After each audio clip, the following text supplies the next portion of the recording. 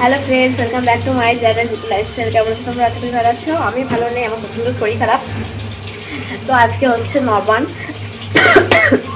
ভেবেছিলাম সকাল থেকে ব্লগটা শুরু করবো, কিন্তু শরীর খারাপের জন্য হয়নি। ভেবেছিলাম উঠতেই পারবো না, তো যা উঠেছি। আর এই যে রান্না বান্না আমাদের প্রায় কমপ্লিট। যা দেখায় তোমাদের, আলু দিয়ে ফুলকপি দিয়ে মটরশুঁটি দিয়ে একটা তরকারি হয়েছে। আর এই যে বাঁধাকপিটা এখন হচ্ছে। আর এই যে এদিকে বেগনি হয়ে গেছে, আর সব রকমের ভাজা আছে। ওইখানে বেসনটা গোলা আছে, আর এখানে রয়েছে শাক, আর এই প্রেসারে বোধহয় ডালটা আছে। আর দেখায় দাঁড়াও, কিছু নেই। আর এই যে এখানে মাছটা রান্না হচ্ছে, মাছ। তো সব রান্নাই মোটামুটি কমপ্লিট হয়ে গেছে। তো দেখতে থাকো তোমরা ব্লগটা। যদি ভালো লাগে অবশ্যই লাইক কমেন্ট শেয়ার করে দিও। তো মানে নবান্নের দিনে মানে প্রথমে স্নান করে আগে নবান মুখে দিতে হয়, তারপরে বাকি যে সব মানে তারপর বাকি খাবারগুলো খাবো। আর এই যে সব যেখানে যেখানে আমি আলপনাগুলো দিয়ে নিয়েছিলাম, যেখানে সেখানে যে পাতায় করে নবান দিয়েছে, আর মানে যে এগুলোর নিয়ম থাকে। আর তারপরে এই যে ভাত বাড়ানোর একটা নিয়ম থাকে, মানে ভাত বাড়ানো বলতে এই যে ভাত রান্না করে, ভাত তরকারি যেগুলো রান্না করা হয়েছিল সেগুলো মানে আগে তুলে রাখা হয়েছে। তো সেগুলো দিয়ে মানে ভাতটাকে এটা বলে ভাত বাড়ানো। তো মানে আমি যতদূর জানি যেটা পূর্বপুরুষদের উদ্দেশ্যে এই ভাতটা দেওয়া হয়। তো যে মা মানে সব রকম দেওয়া হয়নি, মানে সব যত রকম রান্না করা হয়েছিল, এই যে 5 রকম ভাজা, ডাল আর একটা সবজি দিয়ে প্রথমে মানে ভাতটা বাড়িয়ে নিল। আর ভাত বাড়ানোর পর তারপর চলো আমরা নবান খাবো। মানে ধরো নবানটা মুখে দেওয়ার পরেই তারপরে মানে সব কিছু খেতে পাবো। মানে প্রথমে আগে নবানটাই মুখে দিতে হবে।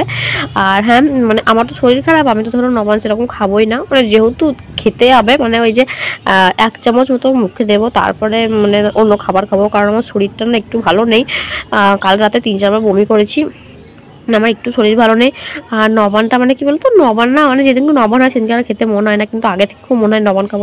মানে আমার বেশ ভালোই লাগে খেতে, কিন্তু নবানের দিনকে আর খেতে মন হয় না। তো আমি একটু নবান মুখে দিলাম। তো নবান মুখে দেওয়ার পর তারপরে এই যে মুড়িটা খাবো। এখন আমি একটু ছাদে এসে বসলাম, কারণ খুব সকালে স্নান করেছি, তো চুলটা ভিজেছিল। তো চুলটা শুকানোর জন্য আসলাম। আর আমার প্রচণ্ড ঠান্ডা লেগে গেছে, ওই কারণে আর কাশিও হচ্ছে একটু একটু। আর কালকে রাতে ধরে না আমার মানে 2-3 বার আমি বমি করছি রাতে। আর কাল সারা রাতই ঘুমাতে পারিনি, গলায় প্রচণ্ড ব্যথা ছিল। গলায় ব্যথাটা কাল সকাল থেকে শুরু হয়েছিল, আর কাল রাতে ব্যথাটা অনেক বেড়ে গেছিলো। কথা বলতে গিয়েও খুব কষ্ট হচ্ছে। ঠান্ডাটাও দেখছি সকাল থেকে লেগেছে, প্রচণ্ড ঠান্ডা। চলো, রান্নাবান্না সমস্ত কিছু হয়ে গেছে। আর আমার কিছু ভালো লাগছে না, মানে শরীর অসুস্থ করলে কিছুই ভালো লাগে না। আর কাল সারা রাত আমি ঘুমাইনি। সারা রাতই শুধু উঠে 3 বার বমি করেছি। আর সারা রাত ঘুমাইনি, গলায় ব্যথার জন্য ঘুমাতে পারছিলাম না। তো এ বাড়িতে মা বলছিল যাওয়ার জন্য বাপের বাড়িতে। তো আমি যাবো না ভাবছি, কারণ ভালো লাগছে না, শরীর ভালো নেই। আর কিছু খেতে আমি ইচ্ছে করছিলাম, যাবো না। চলো একটু বসি সাথে, আর পরে আসি তোমার সাথে। গাইস, আমার অবস্থা খুবই খারাপ। মানে তখন যে ভিডিও করছিলাম তারপরে তো খুবই শরীর খারাপ। দুপুরে তো আমি শুধুমাত্র একটু পান মিশালি ঝোল দিয়ে ভাত খেয়েছি, এত শরীর খারাপ। তো এখন ভাবছিলাম একটু বাপের বাড়িতে যাবো, কিন্তু যাবো না, কারণ আমাদের বাড়ির পাশে একটা বিয়ে বাড়ি আছে। তো বিয়ে বাড়িতে নিমন্ত্রণ আছে, তো বললো যেতে হবে। তো বিয়ে বাড়িতে যাবো, খাওয়া দাওয়া করেই চলে আসবো, অল্প একটু খাবো। আর এখন আমি গরম জল দিয়ে ভাপ নিচ্ছিলাম। গরম জল দিয়ে ভাপটা নেওয়ার পর একটু যেন শরীরটা হালকা লাগছে। আর তখন থেকে শুয়েই আছি, সন্ধে হয়ে গেছে। তো চলো, যদি বিয়ে বাড়ি যাই তোমাদের সঙ্গে অবশ্যই শেয়ার করবো। আর দেখতে থাকো তোমরা ভিডিওটা। আজকে দিনটা যে আমার কীভাবে কাটলো, শরীর খারাপে কেটে গেল। তো বিয়ে বাড়ি যাওয়ার জন্য মোটামুটি একটু রেডি হয়েছি, যে শাড়িটা পরেছি আর চাদর নিয়ে নিয়েছি, কারণ খুব শীত লাগছে, পায়েও মজা পড়েছি। চলো বিয়ে বাড়িকে আবার তোমাদের সঙ্গে দেখা হচ্ছে।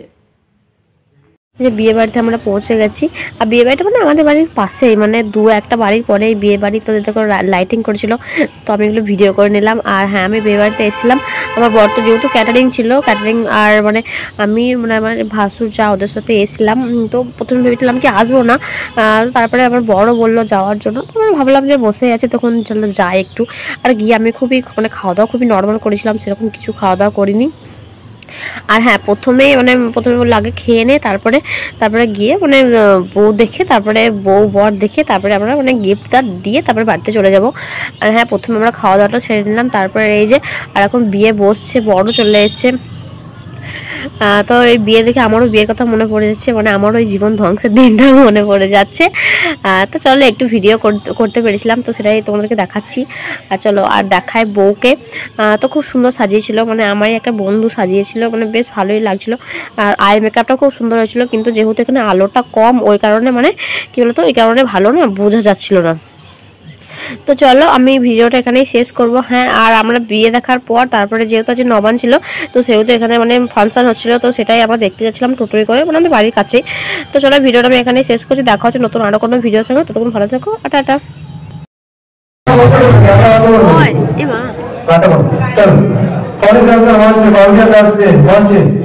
আগে এসে পোজ নেব